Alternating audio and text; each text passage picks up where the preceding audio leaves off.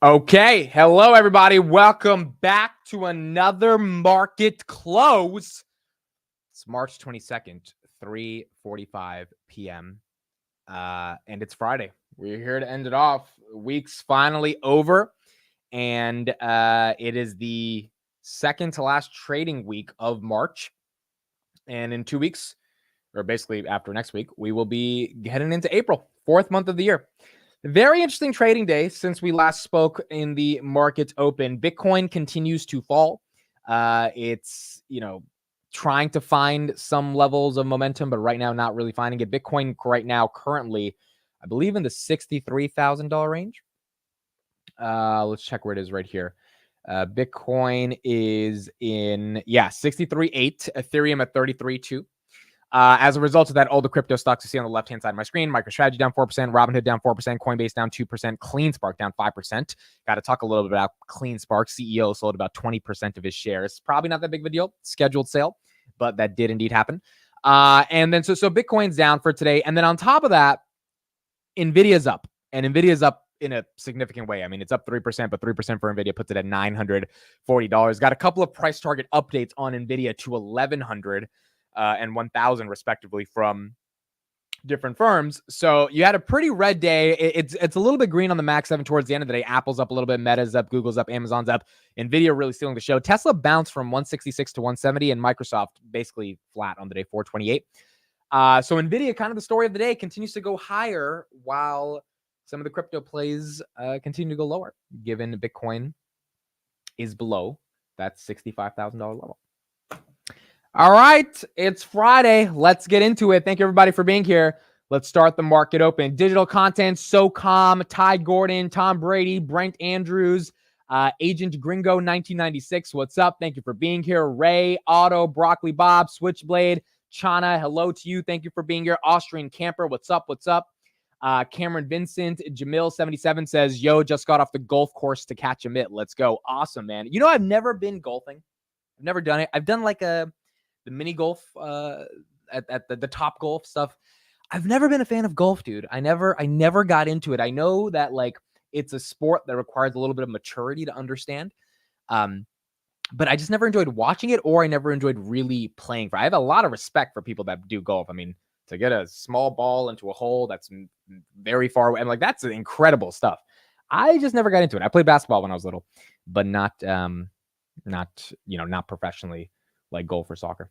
Kelly says you're not missing much. Yeah, dude, I don't have anything bad to say about golf. I just never got into it as a sport. It's never been super exciting to me, but I know for a lot of people it is really exciting. And the sponsorship dollars in golf are insane. I mean, if you look at the Saudis, they recently just purchased, I think, a part of a league, or they're starting their own league. It's pretty intense in terms of the money in the sport as well. Drew, Al Money, Eric Wood, Jittery Hobo. All right, let's get into it, starting with Apple. Here's Dan Ives talking about this lawsuit, what his perspective is. $250 price target on Apple. Here's what he has to say about the DOJ lawsuit. Dan Ives, Wedbush Securities Managing Director, joins us now. He's got an outperform rating on the stock, $250 price target.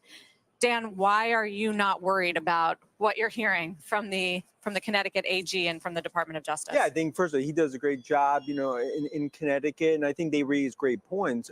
Our whole point is the business model for Apple, we believe, is defendable.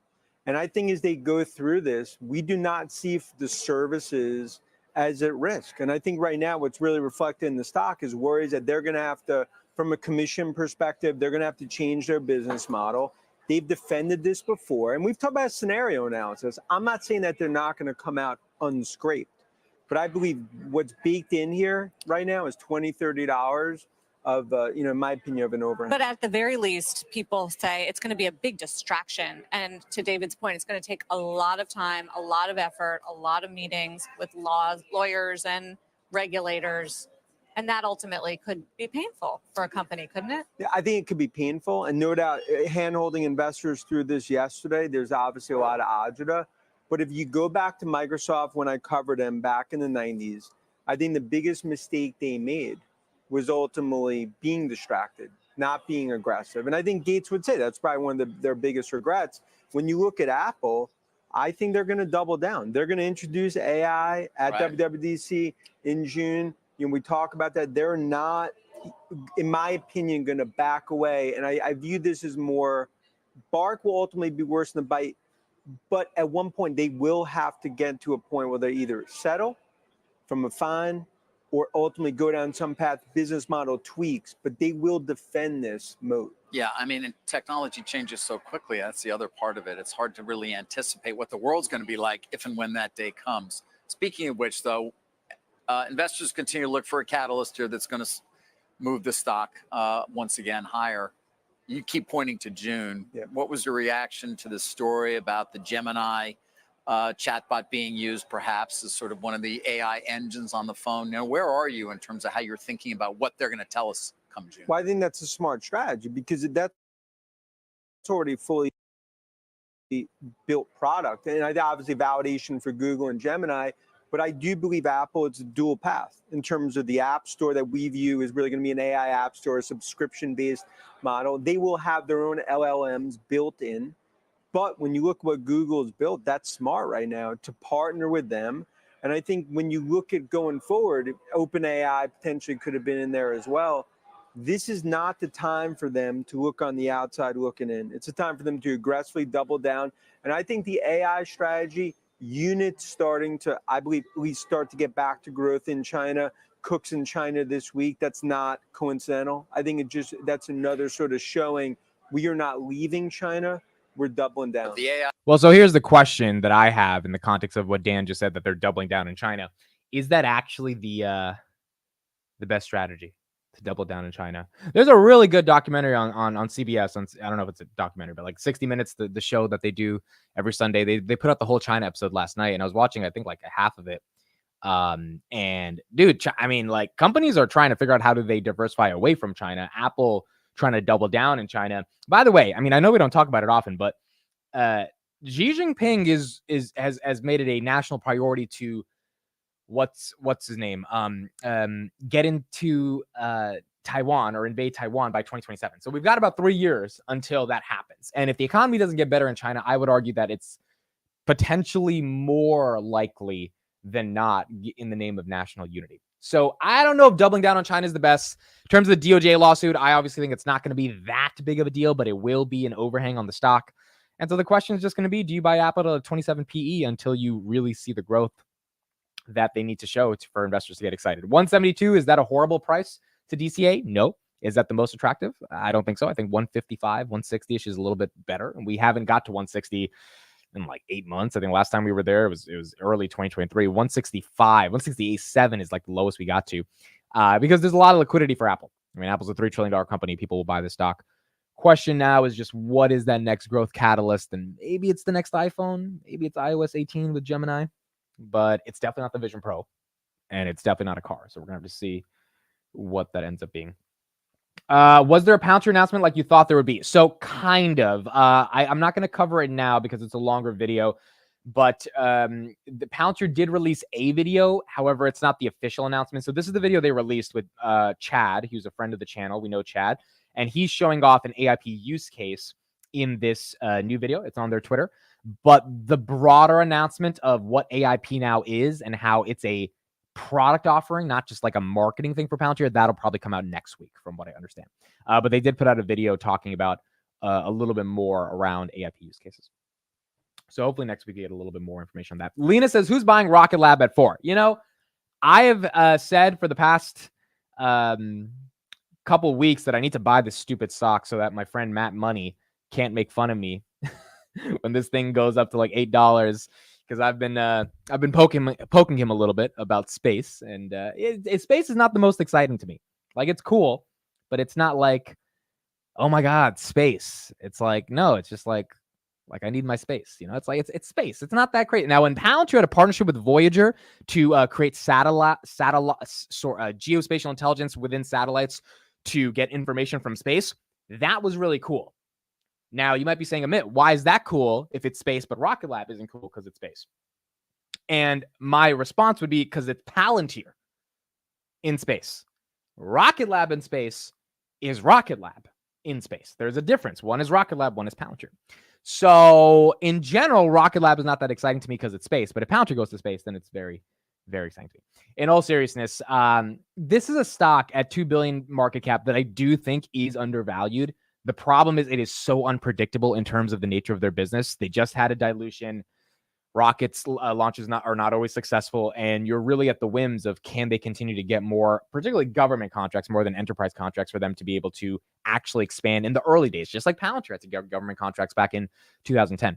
So it's not the most exciting to me to build out a super big position in Rocket Lab because there's so many other opportunities out there that I think are going to do pretty well versus betting that, we have successful launches in space. Speaking of other opportunities, I did a poll on Twitter, and then I want to talk a little bit about Nvidia.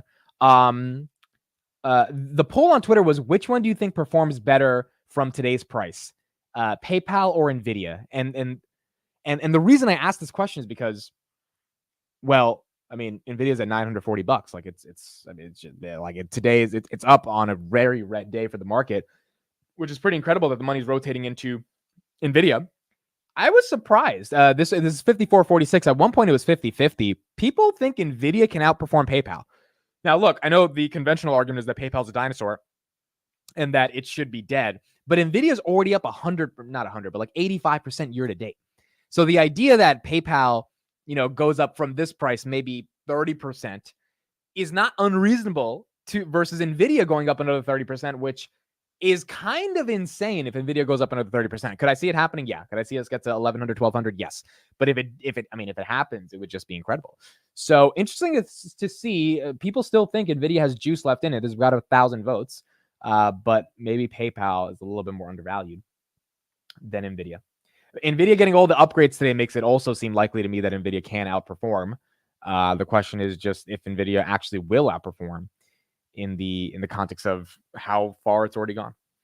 Okay, we got the market close in 3 minutes. I have a couple stories I want to talk about after the market close. I want to talk about Senator Elizabeth Warren after the market close. We have to talk about her new case against Tesla. So we'll get an update on that.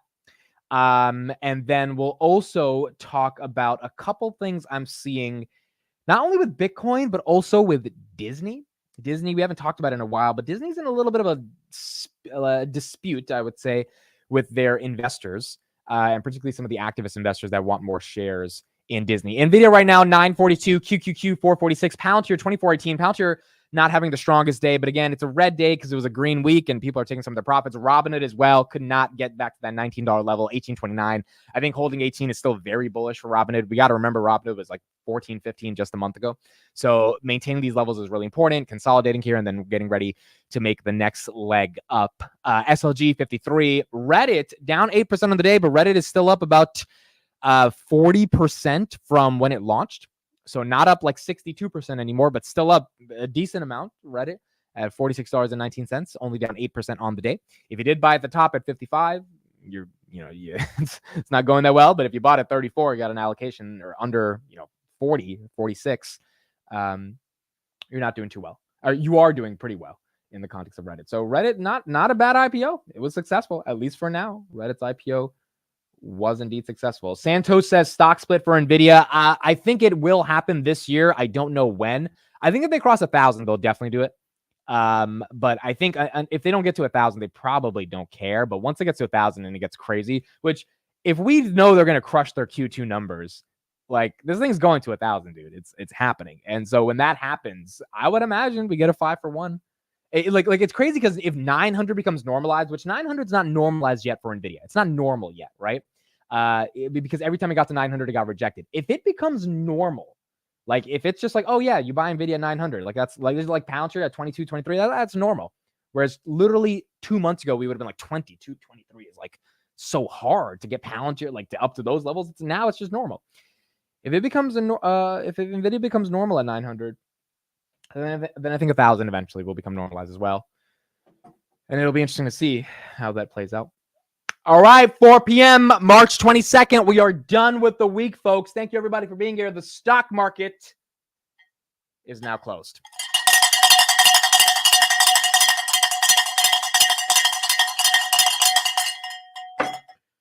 We are done for the week when it comes to the stock market. 942 on Nvidia. Just incredible. Just incredible on Nvidia. There we go. We were 908 today. Wow.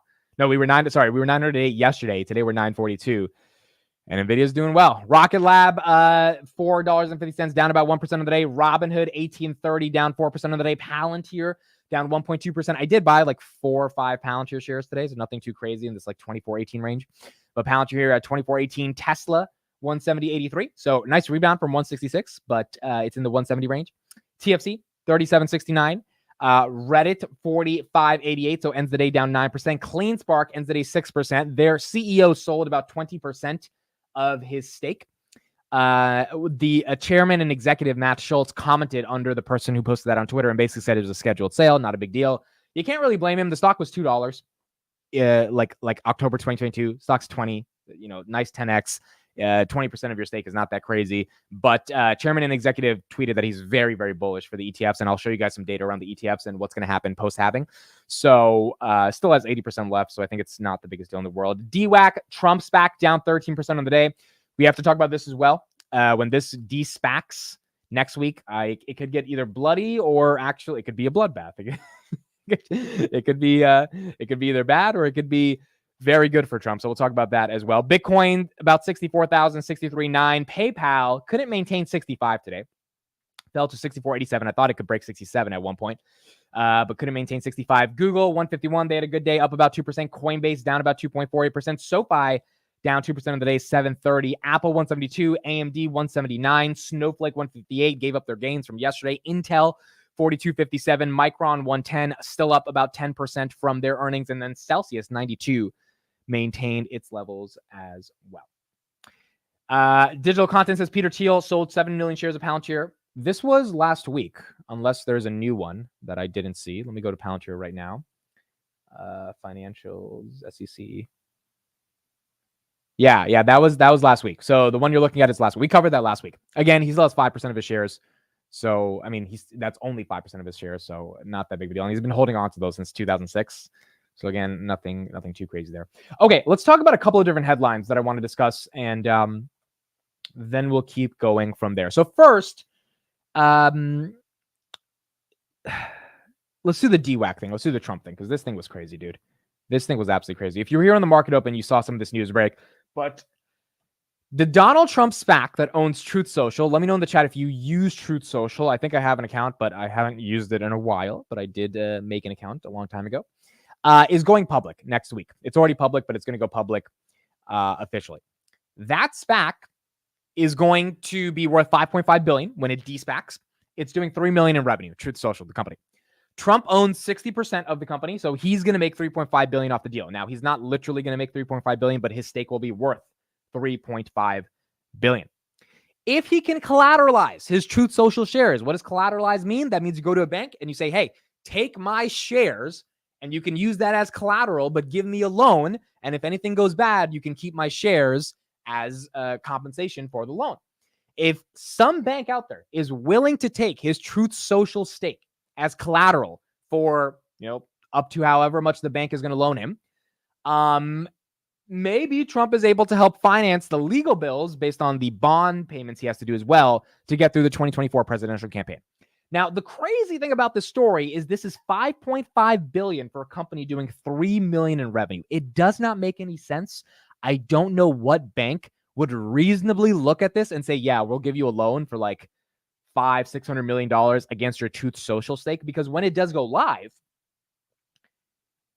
what if the stock sells off? Which is the most confusing part about this. I mean, the stock already fell off 13% year to date. Unless Trump and the team has some plan to pump the stock, I feel like when it de-SPACs, unless it goes up purely for the memification of it going up, like I don't understand how this thing doesn't tank. I mean, there's not a business here. Now, granted, you could be saying, well, how the heck is this thing even at these levels right now? And I get it. But it's at a $1.37 billion valuation right now. They're going to 5x the valuation if it goes public at the price that Trump thinks it can go public at, which means, I mean, it would just be insane. It would just literally be insane to see how that happens. Brett says he can't collateralize it for 180 days. It's in the contract. Okay, that's interesting. That's what? How many months? That's 6 months. So, and that actually, that also makes sense because he has a lockup period for 6 months. So he can't sell either for 6 months. It's going to be interesting to see how that plays out. I don't know what premium you give a company that's doing $3 million in revenue in the public markets. Like if you're doing $3 million in revenue, you probably shouldn't even be a public company, quite frankly. Like unless you're, super innovative and companies are willing to give you or investors are willing to subsidize your risk taking. $3 million in revenue, like what multiple do you attach on that? So the Trump brand is big. I don't know if it's big enough to save him from people selling off the stock. But if it is, he's going to have maybe a way to finance some of the legal stuff he's going through right now in the court case. Yeah, it's $3 million. It's literally $3 million. I was reading an article. It's $3 million, dude. So they have to disclose this stuff as they go public. So I don't get it, dude. And also it makes sense. Truth Social is not printing money here. It's not, it's not the biggest social media company ever. It's Truth Social. So 3 million does make sense. SoFi used to be a SPAC. That is true. And SoFi is priced way below their SPAC price. And I think they've grown way better than what, the market is expecting of SoFi. But that one's still stuck at this levels. And maybe one day SoFi will break out. Kelly says I'm taking my company public. Oh my gosh. It's insane. Okay. So that was the Trump news. Now, here's another piece of news I had in regards to the DOJ and Apple. So we heard Dan Ives just a couple minutes ago talking about basically how Apple's going to fight back the DOJ lawsuit and it's going to be an overhang on the stock. And I thought about this and I put it out an hour ago. My take after diving through the Apple case is that I think the United States DOJ is never going to investigate Nvidia on antitrust concerns. So they're investigating Apple because they perceive them as like a monopoly around smartphones. Nvidia is a legitimate monopoly, right? I mean, we don't have to go through it, but the pricing power on GPUs, the infrastructure, the tech IP, like they have the goods and everyone wants the goods and they can charge whatever the hell they want for it because no one can compete.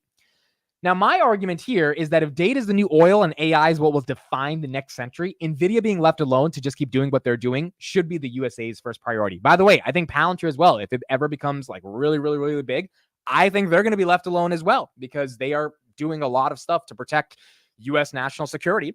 And so is Nvidia. If China builds their own version of OpenAI, trains their own model, building their own humanoid robotic companies, which they are doing, a lot of them in China, they're not going to be as nice if they win the AI race. And I think it would be in the United States' best interest to not mess with Jensen, let him do what he needs to do, and make sure that they never have to investigate Nvidia and they keep doing what they need to do, because you kind of want Nvidia to become a really big monopoly and win, because if they don't win and if they're dealing with litigation, well, you're just going to see the entire U.S. infrastructure around technology and AI probably decrease more because Nvidia is leading the revolution. And if it's not Nvidia, it's really no one else, given there are some competitors that are emerging with the hyperscalers and AMD, but no real competitors. Now, as I was looking this up, I did find that the DOJ subpoenaed Nvidia in 2006, which is kind of crazy. So they subpoenaed Nvidia in a graphics markets investigation. They thought they had a little bit too much power in the graphics space. Obviously, it's a joke compared to how much power they have today in the GPU space. So the DOJ did try to go after Nvidia. This was written December 3rd, 2006, a long time ago. But now Nvidia is just too powerful. I don't think the DOJ would dare try to actually go over Nvidia. Someone says wrong amid Google is the real monopoly in their search engine and owning YouTube at the same time. No, I agree. Look, Google, Apple, and Nvidia, I would say, are monopolies. I would say Microsoft's a monopoly as well. And I don't say that's a bad thing. I would say these are monopolies that you should invest in because, I mean, they have so much pricing power. The whole concept of 0 to 1, which is Peter Thiel's philosophy, is to build a monopoly. The problem is the U.S. investigated Microsoft. They're investigating Google here and there. They're launching a real investigation into Apple. But in the past 5-6 years, we haven't heard them actually try to go after Nvidia. And I think now they're realizing, well, maybe we shouldn't go after these guys because if Nvidia falls down, we don't want China having the Chinese version of Nvidia start to get power simply because we were investigating them because they were too powerful. So I would be perplexed if I ever see a lawsuit against Nvidia over the next 5 to 10 years, because I think the U.S., any administration that launches that lawsuit would have to be the most idiotic administration of all time because you want Nvidia to win. Like you really want Nvidia to win then. How can I invest in the DOJ? Well, you do invest in the DOJ if you live in the United States. It's called taxes. There's just no return on your investment other than stupid lawsuits against Apple and Amazon that we have to subsidize with our taxpayer dollars. That's basically how it works. Speaking of Tesla, let's hear why Elizabeth Warren is calling on the SEC to investigate Tesla, and get some updates on that. Not new arguments, similar to what we've heard from her in the past when it comes to Tesla, Elon Musk, and the governance of Tesla, the board of directors. She says there's a financial conflict of interest, there's a lack of oversight, a lack of disclosure, and as a result, shareholders are hurt because of that relationship.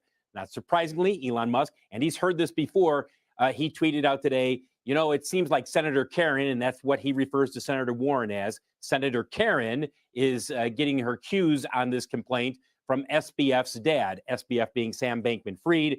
He has long said, look, Sam Bankman-Fried's father advised Senator Warren's staff in the past, and therefore she's taking her cues from him. So we've heard these concerns from Senator Warren in the past regarding Elon Musk. I'm not sure that the SEC is going to do something specifically because of this letter, but we have heard this from her in the past. Yeah, no fan clearly of Elon Musk, and the right. No fanism is reciprocated.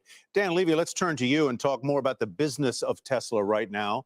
How's it going, and what are their plans to overcome this slowdown, which is not just in the U.S. But more globally in EV sales in China, for example? Hey, hi Tyler. Thank you so much for having me. Sure. Yeah. Look, we are in the midst of what we call, or what many have called, an EV winter. We're looking at EV sales that have certainly slowed. There is still growth, but it's certainly a reset on the growth expectations. And when you look at it regionally, China is still humming along, but in a place like Europe, we just revised our forecasts to basically flat year-over-year growth or slightly above that. And when you look at Tesla is certainly at the prime. So they're going to be reporting 1Q deliveries the next week, or in a week plus. And we think that you're going to see some of those impacts of the sort of EV winter, slowdown in China, impact from the roll-off of subsidies in Europe. And this is certainly questioning the pace of growth for them going forward. We're looking for something in the 420 to 425 range. Now, the real interesting part about all this is that Tesla's dealing with a lot of issues in China, and we know that's happening because of the Bloomberg article that came out. Tesla right now, after hours, down about 0.18%. And Tesla's also dealing with Elizabeth Warren saying that Elon Musk misappropriated Tesla funds into Twitter. And so you got this weird dichotomy around the Barclays analysts basically saying, like, look, we're in an EV winter, demand is slowing down, and Tesla's margins and volumes, there's a lot of issues there that the market is trying to figure out how to bake in. And then you've got politicians going after him, basically saying that you're getting too much money from Tesla to Twitter. And then you've got a Delaware judge basically saying, Elon, you're making too much money in terms of your compensation, and we have to cancel the way you're incentivized to perform with the company after the guy takes the market cap from 50 billion to 500 billion. It's pretty insane what's going on with Tesla right now. To me, what does this mean as an investor? It means that there's going to be some price discovery here with Tesla, maybe to the downside, until the street really figures out what is the valuation of Tesla given all the macro concerns, along with the fact that rates aren't going to be down at least until July, which means I think it's an accumulation year for Tesla in 2024. And I know I've said that, but I feel like that's the truth. Someone said in the comments on the Market Open, saying it's an accumulation year for Tesla is a politically correct way of saying that Tesla's fucked this year. It's like, yeah, that's true. But I mean, Tesla's down 30%, dude. For Tesla to recover from 170 back up to even 210, I think something profound would have to happen. Like, yeah, and here's the thing. Here's the crazy thing about it. You can't just say, oh, if the macro does well, then Tesla will do well. The S&P is at all-time highs. Nvidia is almost at $1,000. It's not about, oh, if the macro does well, like, all stocks will rise. It's like the macro's done pretty damn well, even though inflation's been actually higher than expected. JPow's been very dovish. They're lowering the rate of quantitative tightening, and Tesla still can't perform. And that, to me, when I thought about that today, the macro's doing great, but Tesla still sucks, means that, yeah, this year might not be the best for Tesla, at least not until rates come down for it to really take off. 0 to 1 says FSD take rate needs to go up. That's true, but also FSD needs to become real, dude. Like, Elon, there needs to be a day where Tesla comes out and says, you can buy FSD for $15,000. There are no bugs. There are no issues. Here's the button. Click. Buy. I don't know when that day is coming. So as much as we're all excited about FSD, until it is actually real, the market's just not going to care. And I think that's one of the other big problems right now in the context of Tesla. Like, no one's front running Tesla on rates or on FSD or on Optimus or on robotaxis. Like, everyone's just kind of waiting to see like when the numbers actually show that it's time to buy Tesla. And so, when you got Elizabeth Warren going after you, that's also just more stuff that Tesla has to deal with. A couple of macro updates, then we'll talk about Bitcoin. 78% of equity options traded worldwide were traded in India last year. Really interesting. I did not expect this. Almost 80% of all equity options traded around the world, equity derivatives, I should say, were traded in India. And the reason I bring this up is because we've constantly talked about India being one of those markets that the entire world is going after. And the reason they're going after it, obviously, is because there is an emerging middle class. There are people that have money to spend. I mean, if 80% of options or derivatives are being traded in India, that means there is I don't think that's just hedge funds. I think there's individual investors that are starting to realize the value of participating in the markets, and you're just getting a lot more momentum coming out in India. So that's one headline that I thought was really really interesting. Another headline here. This chart is not a meme coin. It's not Nvidia. It's not Bitcoin. It is cacao prices. Cacao prices are going through the roof. They are the highest they have been in almost 40 years. And a lot of this has to do with some of the stuff that's going on in the macro, in particular with weather patterns in West Africa, where a lot of this stuff is grown. Hershey's right now Hershey's been stuck all year. I mean, it's down about 4% to start the year, because if these cacao prices continue to go higher, Hershey input prices for their chocolate that they make, cacao being the sort of raw commodity built into that you use to make chocolate, it makes that chocolate cost more. So, and it hurts their margins as well. So that I also thought was a really interesting thing in the commodities market. On the other side of commodities, lithium is down 80% year over year. So you got lithium down, cacao up, and you've got all these different sort of macro factors implicating how the companies that use lithium, like a Panasonic or a Tesla, or cacao, like a Hershey's or a Nestle, are interacting with the different ways that commodities are ultimately operating. Astrocus says short chocolate. I feel like cacao prices are peaking. I mean, like, I don't know how much higher they can go, as you saw on that chart. So I don't know if this is the time to short chocolate, because the time to do it was when Hershey's was at $250. Now it's at $199. So I mean, like, and Hershey's was at $250 probably, I think, like February last year. So I don't want to say Hershey's is bottom, because I don't know enough about the business, but I don't think cacao prices are going to keep going to the moon every single day. Nestle stock is down too. What is Nestle's? I might be saying it wrong. Nestle or Nestle. Nestle's ticker symbol, NESTLE. It's not in the U.S. market, so they have to be traded OTC. Yeah, I don't think they're in the U.S. markets, but it makes sense that their stock is down as well. I mean, Nestle and Hershey control most of the chocolate market. You cannot short chocolate. That's blasphemy. Everyone likes it. That's true. I love chocolate, by the way. I'm a chocolate guy. I am like, chocolate is my thing. I think I've talked about it on the channel, but I'm Reese's number 1, Snickers number 2, and then what's the other one? Twix number 3. That would be my all-star list for chocolate. And then Kit Kat number 4. Reese's, people don't like peanut butter, which is annoying to me. I mean, I get if you're allergic, then whatever. But like, if you like, Reese's is still the GOAT, in my opinion. Those are the top 3 for me, but chocolate may not be the best to invest in right now. Kelly says Twix is mid. Twix is not mid, dude. No one say Almond Joy, please. Almond Joy is like legitimately disgusting, dude. I don't know why people think Almond Joy is like reasonable to consume. It's Almond Joy. It doesn't give you any joy. I like almonds. Hershey's almond. I love it. Hershey's almond is great. But Almond Joy is just atrocious. It's not it. Or at least it's not what I think provides enough joy in life. Katie says peanut butter is heaven made. I would agree. Peanut butter is heaven made.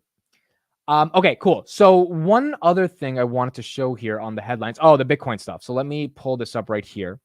I wanted to show the ETF. So BlackRock had one of its best days of inflows yesterday at 233 million. The past 3 days, they were struggling, like 40 million, 50 million. They had one of the best days. They had one of the best days basically since Monday, when they were, not doing the best. So let me pull that up right here. I want to show you guys what Grayscale looks like as well. So this is the tweet. So this is Matt Schultz. This is the CEO of CleanSpark. And here is what I want to show. Okay, so this one right here. So this is pretty incredible. So Grayscale yesterday brought in, or Grayscale lost $358 million. They sold it off. Bitcoin or BlackRock, $233 million. The other ones brought in like 12 million, 5 million, 6 million. These guys brought in 233 million. Now, Thursday was the biggest Bitcoin ETF inflow in 3 days. GBTC still has about 30 days left of selling, roundabout that, maybe 25, 30 days. And then they're officially done. Now, Matt Schultz, the executive chairman of CleanSpark, he quote tweeted this and said, countdown commencing. If Bitcoin does not get to the higher levels, the levels of around 70, 80,000 after the halving event, the miners are screwed because the miners' profit margins are going to literally get cut in half. So it is very important, like that halving event creates a supply shock, and that supply shock is coupled with inflows into these ETFs to actually create the price appreciation on Bitcoin. Otherwise, companies like CleanSpark, Marathon, etc., they're just not going to do that well. Now, Matt Schultz seems to be pretty bullish that this halving event is going to lead to a very, very bullish outcome at the end of the day for Bitcoin.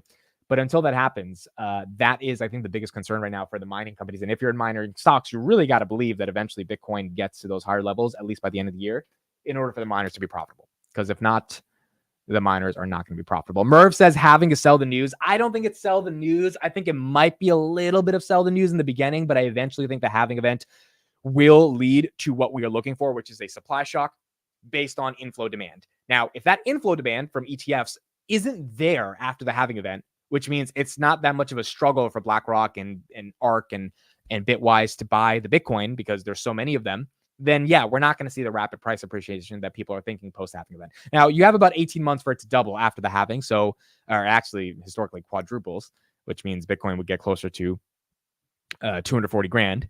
But I think 100 isn't crazy by the end of the year if there is a legitimate supply shock that the street is looking for. So I agree with crowd. I mean, post-halving should be a fun ride. Now we just got to see how it plays out. CleanSpark has the lowest cost of Bitcoin. They will eat up some of the hash of the miners that go under after the halving. That's another good point. If some of these miners go under, CleanSpark's going to eat them up. That's a really good point. They do have the lowest cost because they're the most vertically integrated. So, I mean, if I were to pick a miner, it would be CleanSpark. I'm not in any of the miners, but if I did have to pick one, it probably would be CleanSpark.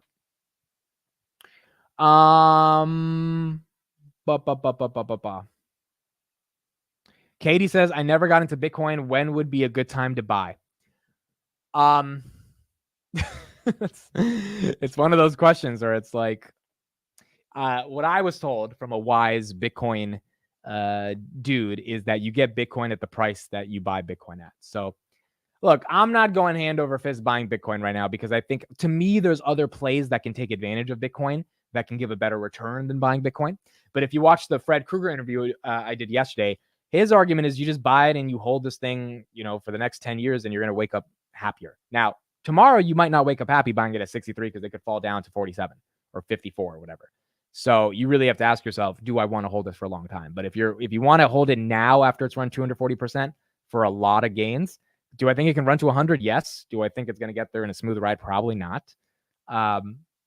But from a technical perspective, I think 60 is where the dip gets really exciting, which is why we saw that nice bounce from 60 back up to 65. So 63 is not a crazy price, but really long term, if you buy it now, then this is the price you get it at. And you just kind of got to deal with that price over the long term.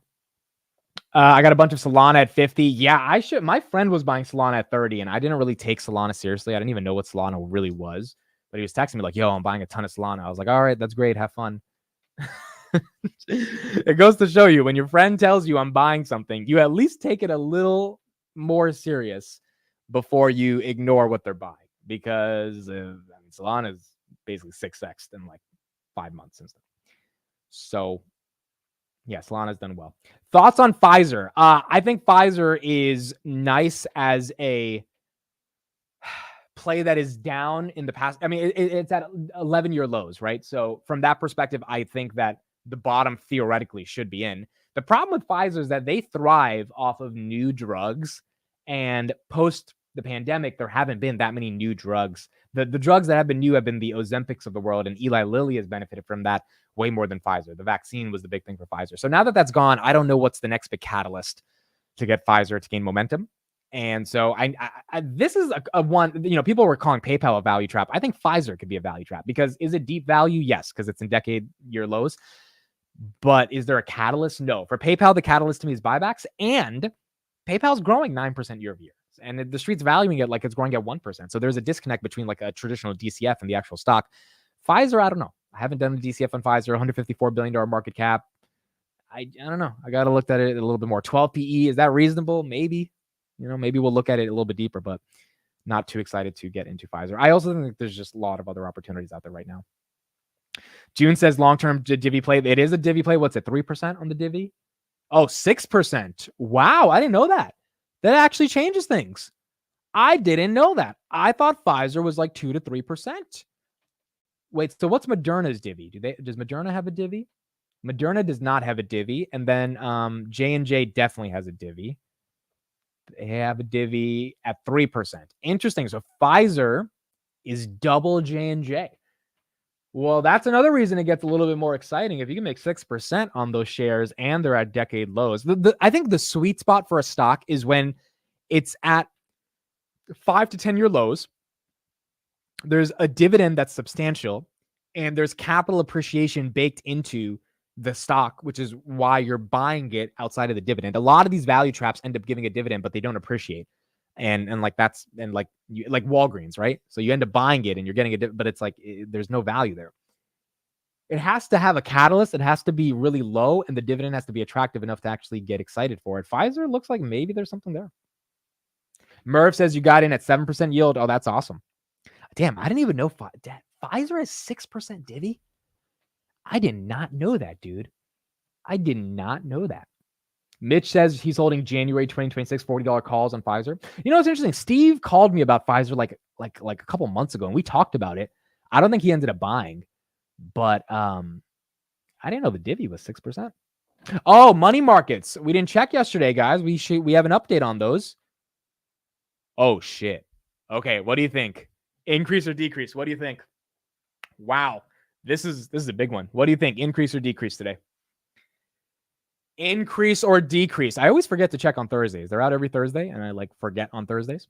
Yesterday, we did have a lot of news, obviously. Was the Fed meeting yesterday? No. The Fed meeting was the day before, Wednesday, but the reaction to the Fed meeting was yesterday.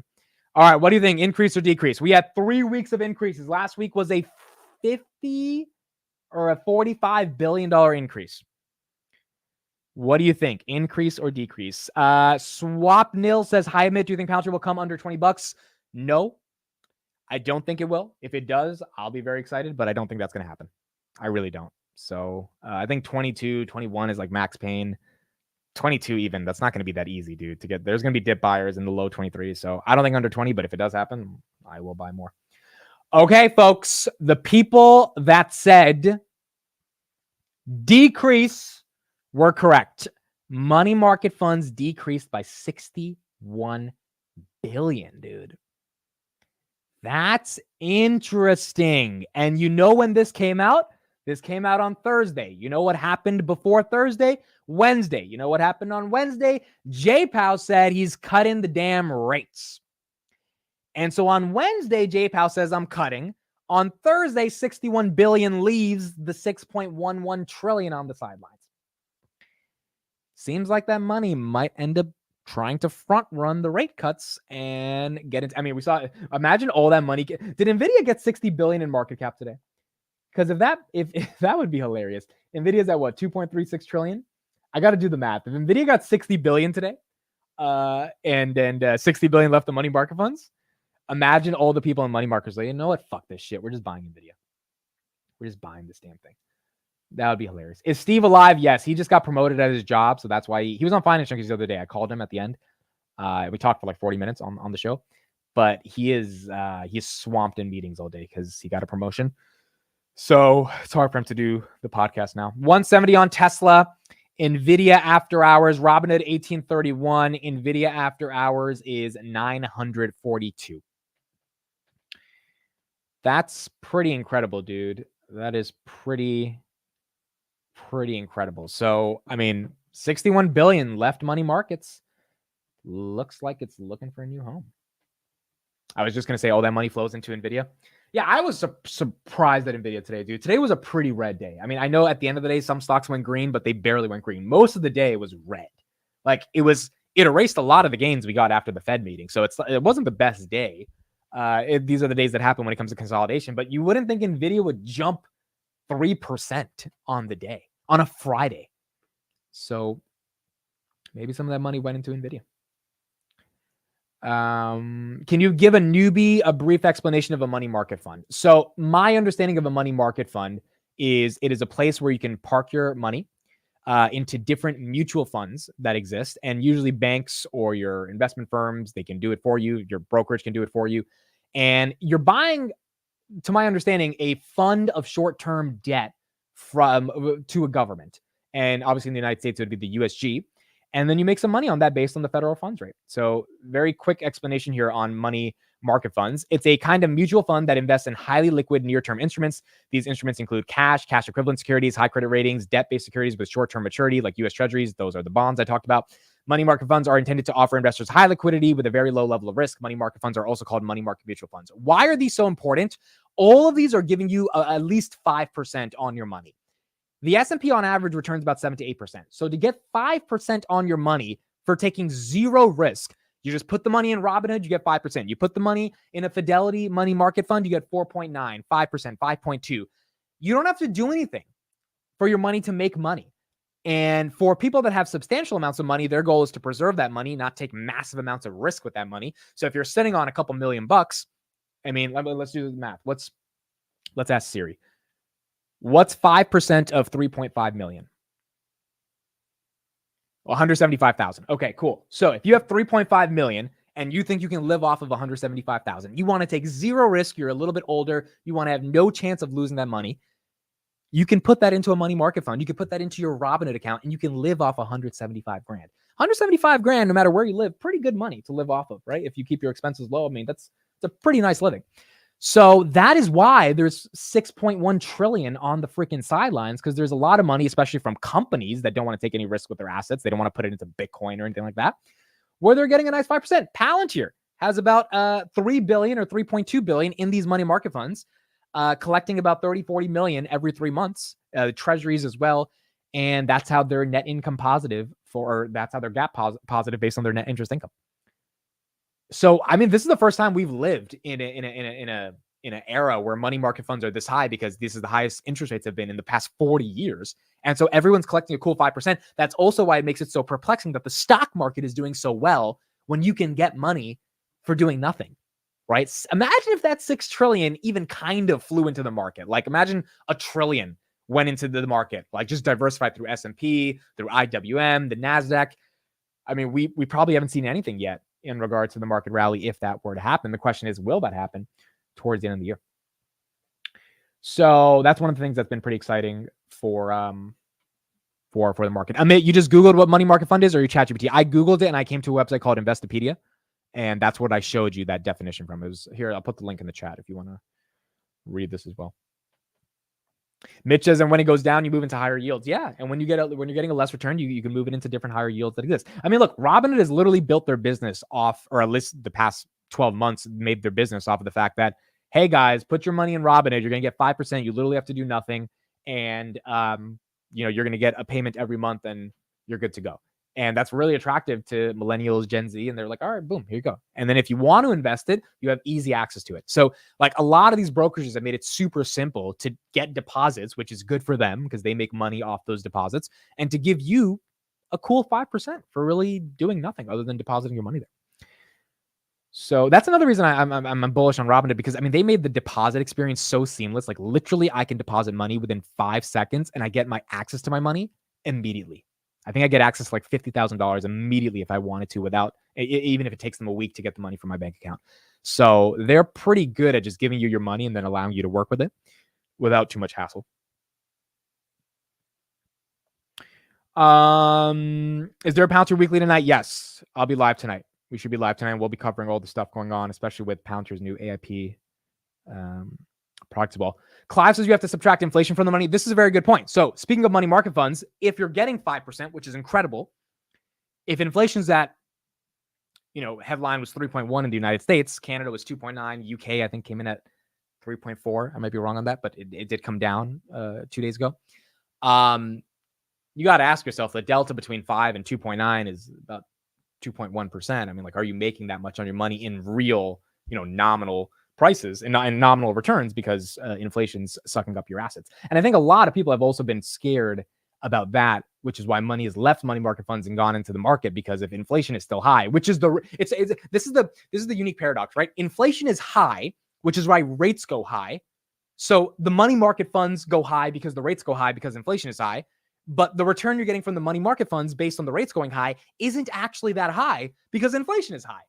And until inflation comes down, like substantially down, your delta between what you're getting in the money market funds based on the high rates are not going to be actually that substantial, because inflation is still eating up the returns, given the value of your money is going down by about 3% every single year.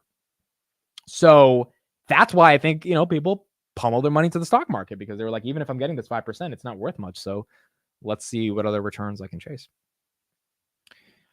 James Lacey says, I signed up to Robinhood in the UK. Trading 212 app is better, in my opinion. Better UI, better functionality, better features. Yeah, I've heard this a lot over the past couple of days, that a lot of people are native to Trading 212, and that I looked it up the other day. Actually, I wanted to see what that app was.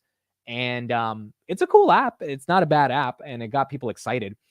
I think in the context of Robinhood, the United Kingdom is a good thing. It's not the only thing. So them expanding to the UK is not the way they're going to become a massive, massive company. It's going to help them, but what's going to really propel the stock is crypto and propelling in the US, because that is a market that they have yet to fully capture. Now, the UK is very important, but they don't have options. They don't have margin. They don't have ISA accounts. Once they have those three, and that's not because of them, that's just because of regulations and stuff. Once they get those, I think it's going to do better. But it's always hard to get people off of, basic investment apps, especially in the UK. A lot of the feedback I've been getting by some of my followers are that in the UK, there is a huge hesitancy to invest, right? It's it's not easy to invest in the UK, or the sentiment around the UK is save your money, don't invest it, don't put your money to stocks, all that stuff.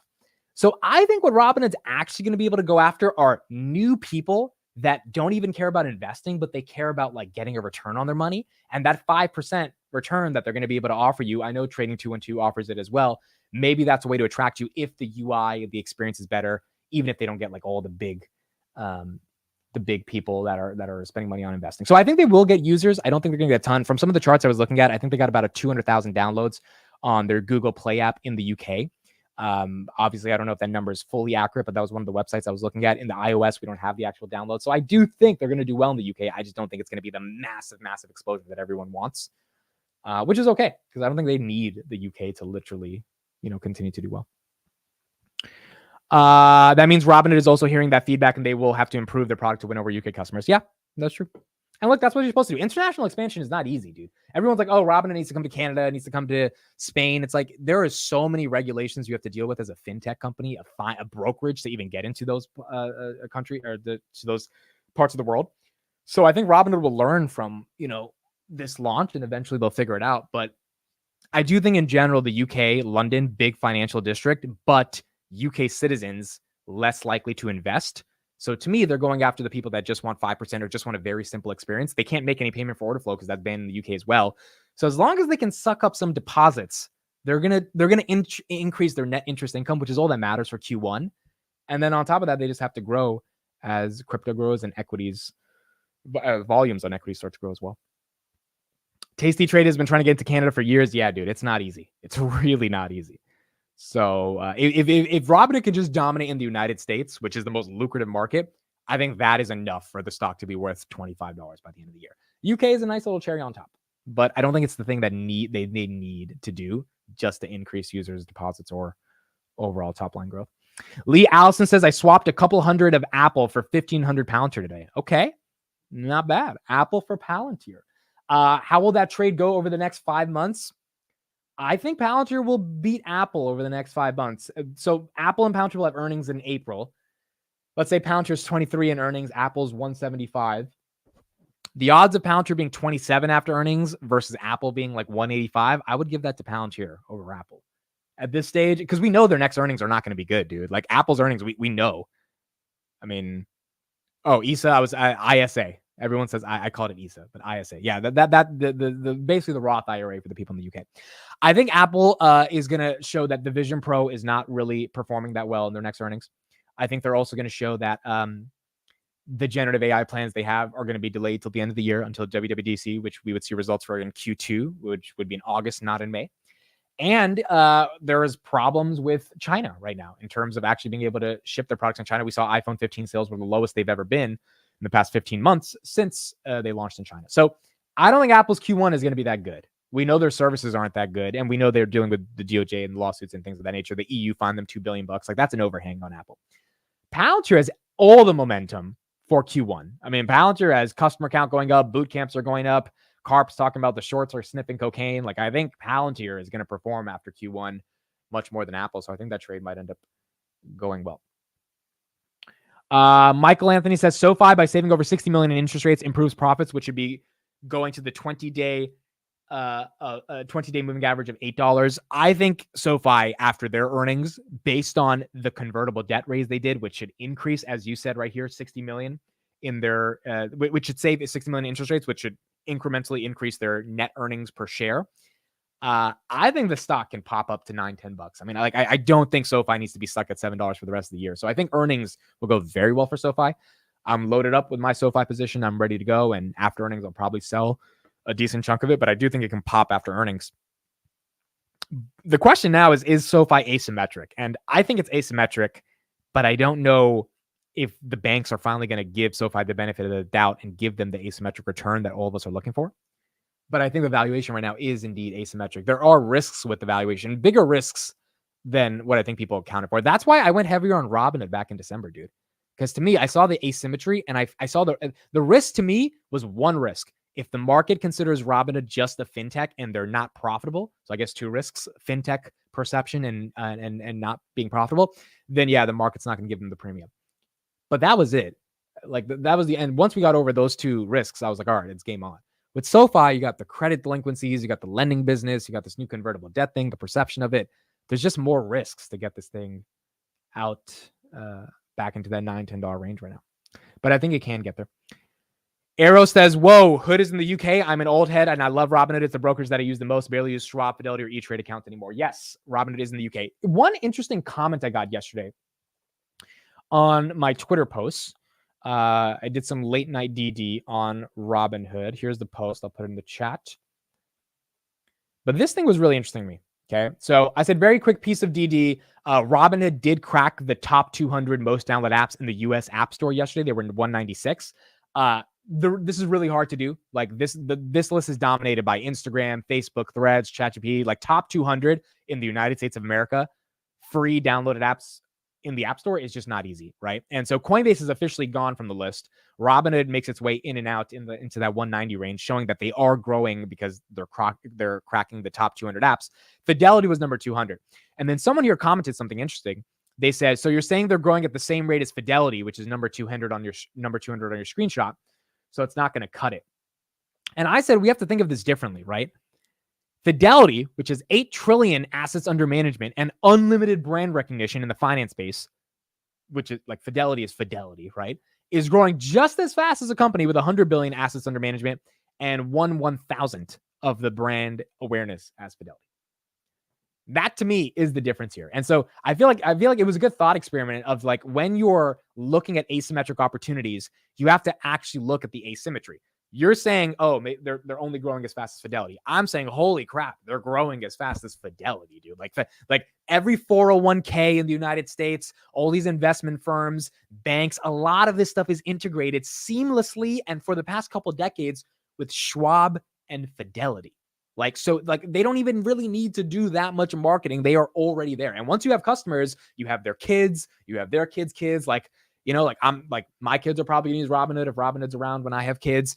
Bank of America, I've been in Bank of America because my parents have used Bank of America for decades. So it's like, once you have a customer, you have their family. Like, it's really hard to get people to change. If Robinhood's growing as fast as that company, I think that's actually very impressive. It's actually very, very impressive. So it's tough. It's tough for people to change. Fidelity doesn't charge me fees for regular buy and sell transactions. Yeah. And like, if you're doing well in Fidelity and Schwab, it's kind of a pain to move your whole portfolio to something else unless it really matters. And Robinhood got people to move billions of dollars, literally. They paid a fee on a 1% match, but they got them to change billions of dollars into their platform, just based on user experience. I did the math yesterday as well. If you divide the number of deposits by the number of days in February, they did $125 million in deposits per day in February, which is insane, dude. That means every day Robinhood gets $128 million deposited onto their app. It's pretty incredible. Pretty incredible stuff. The assets under management was one of the major reasons I purchased it. Lots of room for growth. Yeah. Dude, it's 100 billion. Schwab and Fidelity have trillions. Like, as long as they keep executing, the room for growth is like, the TAM is just gigantic. They just have to keep executing, and then it's a question of, do you think they can execute? And I think they can. Robinhood right now up about 0.48% after hours. Boeing 188.85. CleanSpark down about 0.31% after hours. PayPal 64.77. Let's look at the Mag 7. Meta down after hours, Microsoft down, Google down, Amazon down, Nvidia still $940, Tesla 170.76, Apple a little green today on that bounce from being down 5% yesterday. Okay, so we got Robinhood at 1839, and we got Palantir here at 2415 for the day. All right. I think that's it for me. We didn't do a word of the day for the market open. So if you are here for the market close, we get to do the word of the day together, because I forgot to do the word of the day today. All right. Word of the day is Jabberwocky. Jabberwocky. A playful imitation of language consisting of invented, meaningless words, nonsense or gibberish. It's like a synonym for gibberish, basically. The children filled the playground with their delightful Jabberwocky, creating a language only they could understand. I like this word. I actually like this word. In her dreams, she often found herself wandering through a surreal landscape where creatures spoke an intricate Jabberwocky. Dude, I like this word. I don't think I'm going to forget this one, because I forget pretty much every word of the day. I don't think I'll forget this one. Jabberwocky. So if someone is saying some nonsense or a language you don't understand, they're speaking Jabberwocky. Okay, cool. So next time we hear some analysts say some nonsense, dude, we're gonna have to say it sounds like some Jabberwocky. Sounds like a little bit of Jabberwocky. I love it. This is great. All right, that's it for me, folks. Thank you all for being here. Palantir Weekly will be back tonight, 11 p.m., and we'll be discussing everything in the world of Palantir.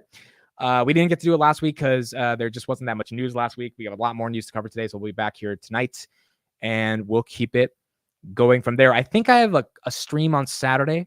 Not for sure if that's confirmed, but should be live on Saturday. If not, I will see you guys Monday morning, 8:45 a.m. And let's see what happens next week as we analyze the stock market. This was a fun week. Hope you guys have a good weekend. Have some good fun. Enjoy some time with some family. Thank you, everybody, for being here every single day. Again, it means the absolute world to me. It was a fun week. It was cool stuff. We got to see NVIDIA's conference, the Fed, and we'll keep it going into next week. Thank you, everybody, for being here. Appreciate it. I will see you guys, if I don't see you guys over the weekend, on Monday morning. Bye, everyone. Have a good one. Good night.